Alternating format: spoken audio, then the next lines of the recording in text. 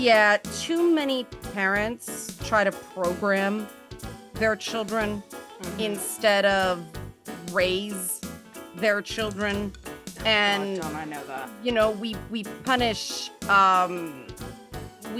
girls for different things than we punish boys for, but it really is the parents treating their children as an extension of themselves. Let's face it, these bad moms are driven by a sheer terror of people thinking they're a bad mother. That's why they're bad mothers. Oh God, yeah.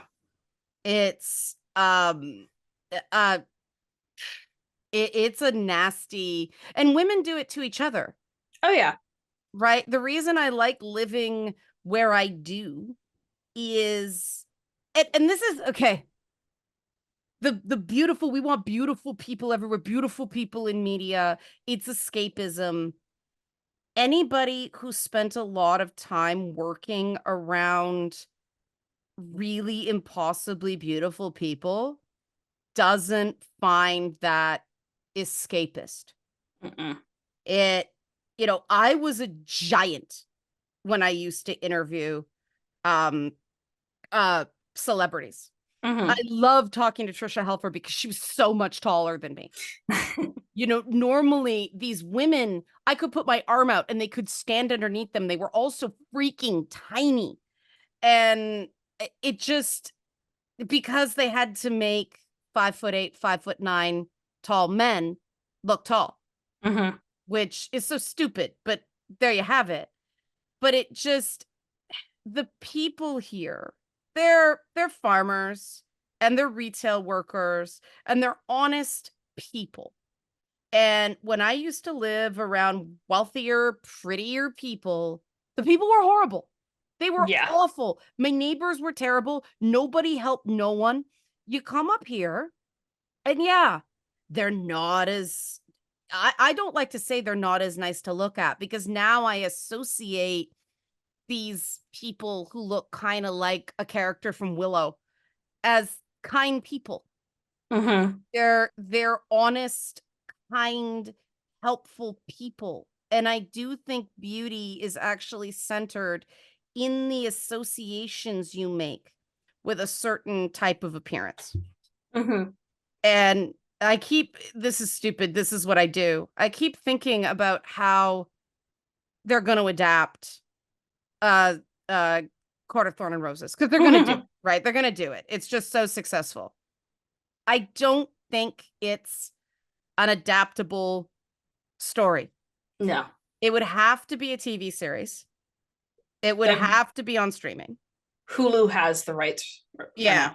And there is absolutely no one that can play these characters.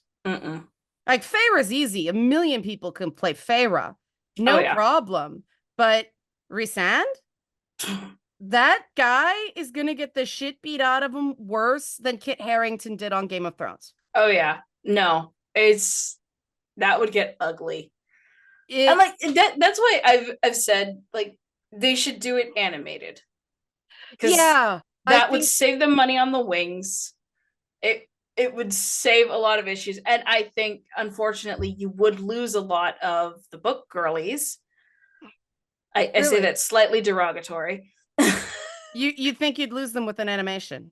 I think not all of them, but some. But at the same time, apparently the Twilight reboot show they're doing is going to be animated. So maybe marketing teams know something I don't. See, Edward Cullen was easier to cast. Yeah. Yeah, he was easier to cast. Rhysand is described as the most perfect man she'd ever seen. Yeah, which, that comes down to flaws in Moss's writing style. I don't think that's a flaw. I think that was because it's a book. The reader is just supposed to imagine the most perfect looking man they've ever seen, with dark hair and violet eyes. See, and I think that comes back to me being an author and an artist. Because, granted, with my art, I don't always get the characters to look exactly how I imagine them in my head. That's a lack of skill on my part. But at the same time, I've thought about it and it's like, would I love to see a Calidus Chronicles adaptation? Yes. Do I want it live action? Oh heck no. No. Because you're not going to get an actress who looks like Runa. And who can also play Runa. And who can play Runa. Yeah. And, you know, at the same time, it would also be like, I if someone tried to make my cast more diverse and was like, we're gonna make this person whatever, I'd be like, no, you don't get to do that. You want to put it in the background, sure, but like, I designed these characters to be who they are. Well, you could make, say, Logan darker skinned than he's described because he's not genetically related to, he's not one of the families. No, but he's inspired by the Sami. Right. So you could go a little darker. Yeah. Yeah. Yeah. For people who don't know, the Sami are the indigenous people of Finland. Yes. So generally though, they Finland? tend... Oh, sorry, Norway. Norway yeah. Is the Sami. Yeah. Yeah. Some people like to emphasize pictures where they do look like, you know, kind of darker Eskimo, but a lot of Sami are very light skinned. But they're like the Maori. They're a bunch of things because indigenous designation is based on the tribe saying you're one of us, not a DNA test. That's one of those things where when people say, oh, I am, you know, my DNA test says I'm indigenous. It's like, okay, fact, but it's not quite that simple. Yeah.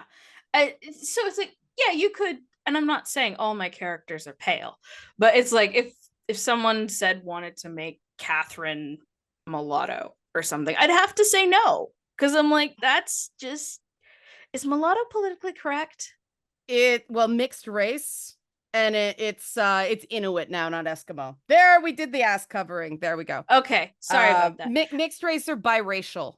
Yeah. So if someone wanted to make Catherine mixed race, I'd have to say no. Because like Catherine is a little darker because, you know, she's a mix of like some Italian and a bunch of other stuff. But I'd still be like, no, this is my character. This is how she looks.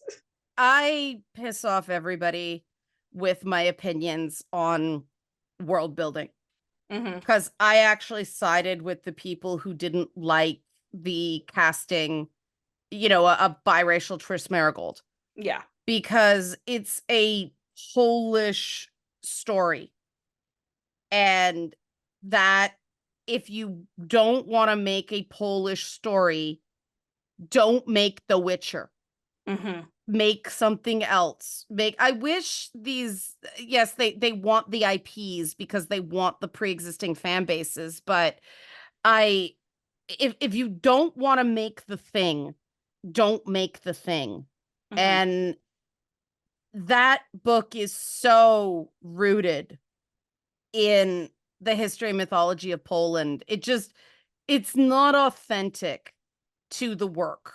And the same way, I got a bad feeling they may mess with Rhysand's race if they adapt it. Oh, yeah. Just because it's a how you want to fail thing. Yeah. Or make Feyre. I mean, if they wanted to make all the humans kind of people of color, maybe that. Because they don't actually say what their skin is. They just say Feyre has brown hair. That's true. And describe at length how skinny she gets. And all right, sure. There's strange things going on there. Very focused on how much she gains weight and how much she loses weight, Bridget Jones style, but descriptions of how she looks very much the way Bella Swan was ish.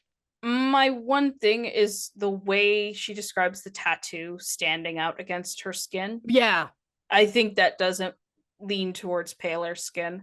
Well, but they could animate it or make it glow or something like that. I mean, they do describe it as darkness, but they also describe it as having a moving eye in the center of it. So, true. I mean, it I don't think anybody benefits from shoehorning in um I don't even what was the I forget the show where it's like I'm not a diverse person, I'm an underrepresented group. I don't think it serves I don't shoehorning remember. in underrepresented groups to these things. Yeah. Precisely because then it just becomes this big shitstorm. Yeah. And I mean, there is also like, I'm going to look at, like with Calidus, obviously, I'm just using that as an easy example. Mm-hmm.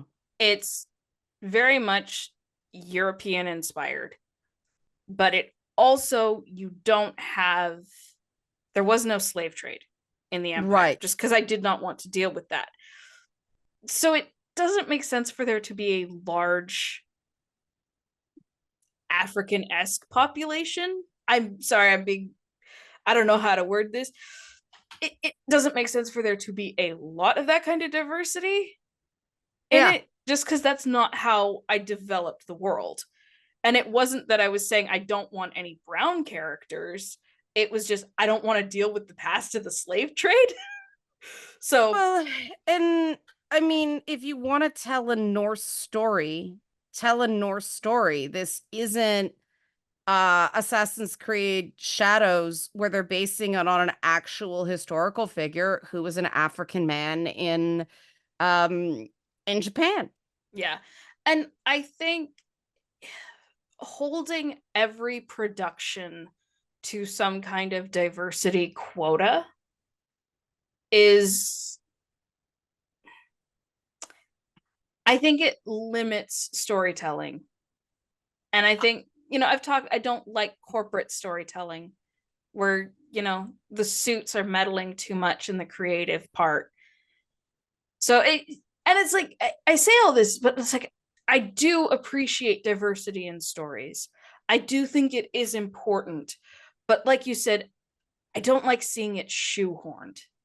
I just think it does a disservice to the actors that Yeah. they have to work in this firestorm of controversy, and that's not fair to them.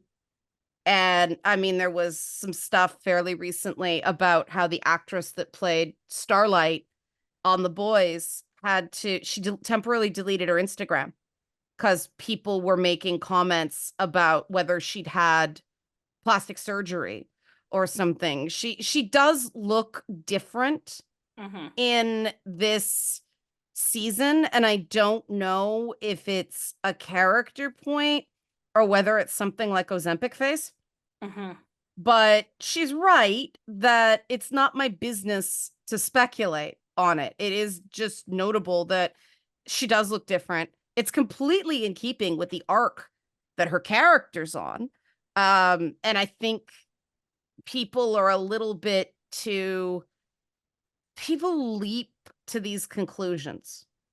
And it doesn't bother me in Star Wars the same way because we've had um Lando Calrissian and Mace Windu and all that stuff. Like, all right, cool. I mean, James Earl Jones is a voice of Darth Vader. It's always Mm-hmm. been there, Yeah. right? I do like seeing it branching out with the inclusion of actresses like Indira Varma. But Star Wars was always primed for that. Mm-hmm. And I think that if we keep trying to mash in these things, we don't get the IPs where these characters of these looks are truly centered. Mm-hmm. There's just something um like perpetual guest, perpetual foreigner Yeah. about it. And that's my issue with it. I mean, it's I don't know why the black elf has become a thing. Personally, I think it's because of Deep Space Nine. Because the Black Vulcan. What the hell's his name? Crap. I I don't know. I mean, personally, Tuvok. Tuvok. That I keep wanting to call him Turok because of the video game. Yeah. I I think there is a way to do elves of color. So I'm trying to be Well, so careful in my word here. Dragon Age did it. The Dalish. They Yeah. basically, it was based on Sephardic and Ashkenazi Jews, and nobody talks about that now because, oh, Gaza, but they were on record before they tried to wipe that from existence, that Mm-hmm. it was about the split, and Dalish elves were like heavily influenced by various indigenous and nomadic people, the indigenous peoples of North America, the Roma, so on and so forth. So I mean, Zavran in the original game Yeah. was darker And skinned. and I'm I think it would be great to see more stories actually deal with that instead of just taking dark-skinned elf in northern European forest. Well, and Like let's face it, Forgotten Realms had that problematic element of the drow, the dark skinned elves of that world being not only dyed in the wool evil, but also matriarchal and evil. mm-hmm. Uh, and so Dragon Age kind of bumped it, going, yeah, we don't really want to go there. But Dragon Age got so mushy in Inquisition Mm-hmm. with, I would have preferred it that if you play a Dalish, you're locked to certain skin pigments. Mm-hmm. Like make the Dalish visible so they can't just convert to city elves Yeah. right away. Unfortunately, like for me, when I think about like in Calidus, they haven't shown up, but I have sand elves, which is, Right. my more Middle Eastern inspired group. But for me, it's like when I think of, okay, how do you blend a southern or a desert elf with like the normal fantasy, lithe, pretty, flowy? You end up with Orientalism.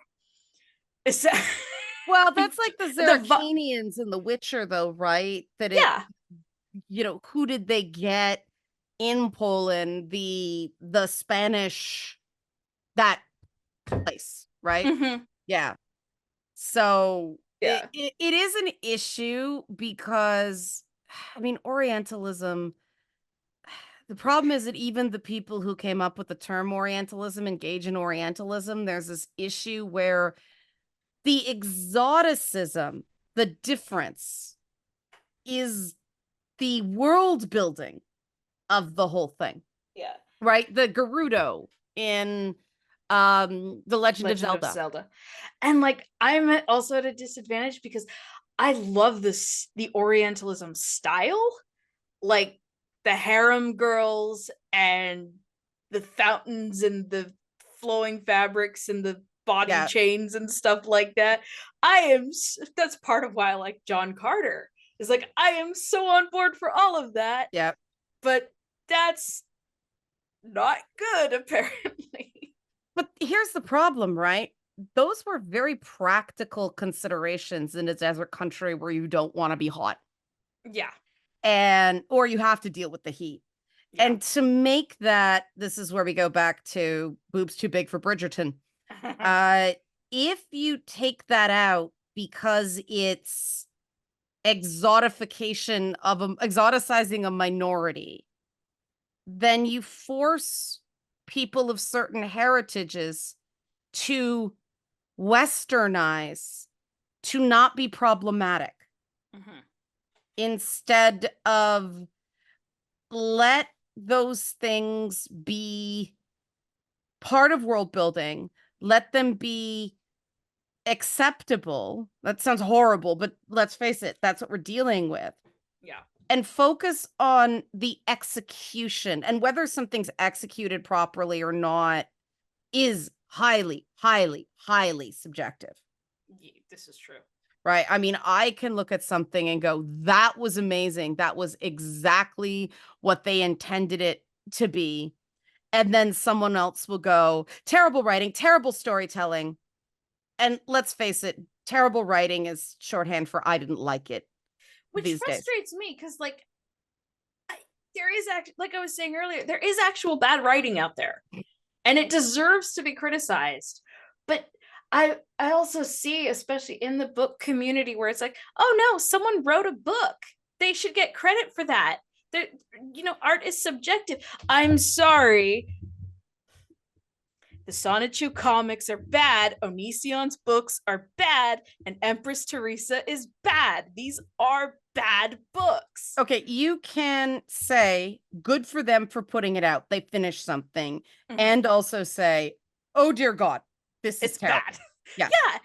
It's trying to claim that just because someone made something means it's good art. I just can't get on board with that. That's why I love Alan Wake so much, though. One of the reasons I love Alan Wake, I loved the people who were not diehard fans trying to figure out if Alan was a bad writer. They clearly hadn't played the first game, because the whole thing is he's rushed. He's had writer's block. He's choking it out. He's trying to get blood from a stone. And it's very much first draft, choppy sentence writing. And the fact that they then come out with the DLC that is a love letter to Mary Sue romance and Wattpad fanfiction, and they were able to emulate a completely different type of bad writing. You have to be such a good writer to do that. Oh yeah. To be self-aware bad. Yes. And one of the things I loved when I streamed the game is one of the Twitch viewers who reads a lot of fan fiction and does fan fiction. He said, I don't feel attacked by this. And I think part of it is it was an environment we were all laughing. And the minute you laugh at any of the jokes, you're outing yourself as, yeah, I've read this. I've read this enough to get the joke. So no one can claim to be above it all. And I do think that there's too much in criticism that the critic acts above it all instead of seeking to understand it and then saying, does this work? Does this not work? Yeah. And like my favorite type of critic, because like I love listening to bad book reviews, essentially. But the best ones are the ones that use it as a teaching method, where it's right. So here's this bad thing, and we can laugh at it, but here's why it doesn't work. And again, I think we have to be careful. It doesn't work for a refined adult audience. Not every book is designed to be high art. Well, I mean, and again, the examples I used with like Onision's books, they're just so bad. They're like just a category of their own. So it's not compared to like the average person who writes a book and puts it out on Kindle because, oh, I read a lot of romance, so I wanted to write a romance. They're not even comparable. Right. Well, so I mean, let's face it, a lot of people who they like the personality, they put out things that are absolute shit, but people buy them to support the other stuff because YouTube monetization fucking sucks. Yeah. Especially nowadays where even if you want to market your book, you essentially need to be a TikTok star. Yep. But you have to have some kind of pre-existing social media. Yeah. But there's also the caveat of like, there's authors who can get big on TikTok and sustain that. And then there's others who like they have one viral video and they sell a bunch of copies all at once, but that audience doesn't stick around. And it probably comes back to a lot of those copies probably ended up in the TBR pile, like I was talking about before. And my attitude is, okay, there's selling the book matters. I don't care how I sell a book. I used to do events where the booze is free, the food is free. We made sure we gave them $30 worth of food, buy a $21 book. And we didn't have to say, buy the book or else. We didn't force them to do it. People just recognized, they spent money on this. So it's social norms, right? And people who would normally go and just freeload bought a book then because they saw everybody else buying a book. So it was follow the leader. And they're never going to read that book And I don't care because my job as that event organizer was to sell books, not Mhm. get them to read the book. That's the next step. But yes, as a creator, you want to connect with people. Yeah. And like I can definitely see both sides, because again, thank you for that $5. Right. That's about what I make on each book sale. Full disclosure. That's decent. That's decent. Yeah, that's more than you make for a publisher. Oh, absolutely. Yeah. But my God, have I worked for that for all that money? Well, sure.